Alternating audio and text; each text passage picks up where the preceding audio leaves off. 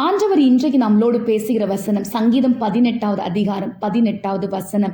என் ஆபத்து நாளில் எனக்கு எதிரிட்டு வந்தார்கள், கர்த்தரோ எனக்கு ஆதரவாய் இருந்தார். தாவீது ராஜா தன்னுடைய நெருக்கத்துல ஆண்டவர் தம்மை விடுவித்த போது இந்த வசனங்களை சொல்கிறார்.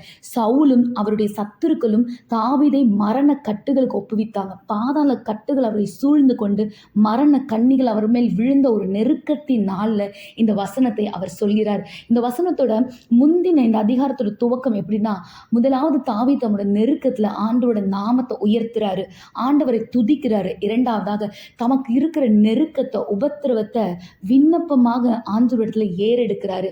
அப்போ ஆண்டவர் இறங்கி வந்து தாவீதுக்காக கிரியை செய்கிறார். வசனம் இப்படியாய் சொல்கிறது. 9வது வசனம், வானங்களை தாழ்த்தி இறங்கினார், அவர் பாதாளங்களின் கீழ் காரிருள் இருந்தது. ஆண்டவர் வானங்களை தாழ்த்தி இறங்கி வந்தார். 10வது வசனம் சொல்லுது, கெருபிகள் மேல் ஏறி வேகமாய் சென்றார் என்று சொல்கிறது.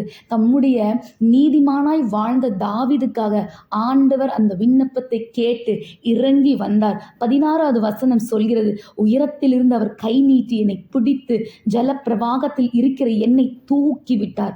நம்ம ஆண்டவரை நோக்கி விண்ணப்பிக்கும் போது ஆண்டவர் இறங்கி வந்து கரத்தை நீட்டி அந்த ஆபத்துல இருந்து நம்மளை தூக்கிவிட உண்மையுள்ளவராய் இருக்கிறார். இன்றைக்கு நீங்க எந்த நெருக்கத்துல உபத்திரவத்துல இருந்தாலும் ஆண்டவரோட நாமத்தை உயர்த்தி அவரை நோக்கி அபாயமிட்டு அவரை நோக்கி விண்ணப்பிக்கும் போது பரலோகத்தில் இருக்கிற தேவன் அதை கேட்டு கெருபிகள் மேல் ஏறி வேகமாய் வந்து உங்களுக்கான பதில்களை தருவார். அவர் உங்களுக்கு துணையாய் உங்களுக்கு ஆதரவாய் இருந்து உங்களை விசாலமான இடத்திலே தாவீதை எப்படி நடத்தினாரோ அதே போல அங்கு நடத்துவார். 20வது வசனம் சொல்கிறது, கர்த்தர் என் நீதிக்கு தக்கதாக எனக்கு பதில் அளித்தார், என் கைகளின் சுத்தத்திற்கு தக்கதாக எனக்கு சரி கட்டினார். நம்ம பாவத்துல தப்பான வழியிலிருந்து செய்யும் போது ஆண்டவர் நமக்கு நிச்சயம் துணை செய்ய மாட்டார். பரிசுத்தமாய் ஆண்டவருக்காக நிற்கும் போது, பரிசுத்தத்தில் நிற்கும் போது வருகிற நெருக்கத்தையும் உபத்திரவத்தையும் கர்த்தர் நம்மை நடத்தி நம்மளை விசாலமான இடத்துல கொண்டு வர உண்மையுள்ள ஒரு தேவனாய் இருக்கிறார். ஆமென்.